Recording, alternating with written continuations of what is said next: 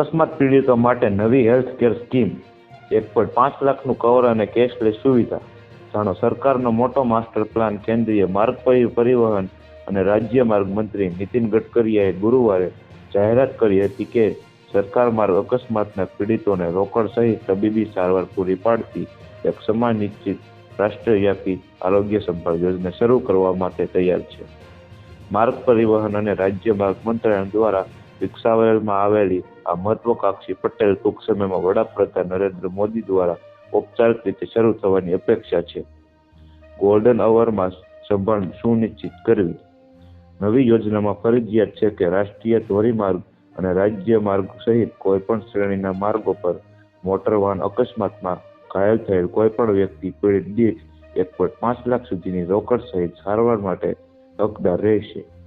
આ કવરેજ અકસ્માતની તારીખથી મહત્તમ 7 દિવસ માટે પૂરું પાડવામાં આવે છે. યોજનાનું મુખ્ય ધ્યાન ગોલ્ડન અવર માટે છે, જે ગંભીર ઈજા પછીનો મહત્વપૂર્ણ પહેલો કલાક છે, જ્યારે તાત્કાલિક તબીબી હસ્તક્ષેપ જીવન બચાવવાની સૌથી વધુ ક્ષમતા ધરાવે છે. તાત્કાલિક નાણાકીય બોજ દૂર કરીને સરકારનો ઉદ્દેશ્ય સુનિશ્ચિત કરવાનો છે. તો વધુ માહિતી મેળવવા માટે ચેનલ સાથે જોડાયેલા રહો. વિડીયો પસંદ આવે તો લાઈક કરી દેજો. ચેનલમાં નવા છો તો સબસ્ક્રાઈબ કરી દેજો.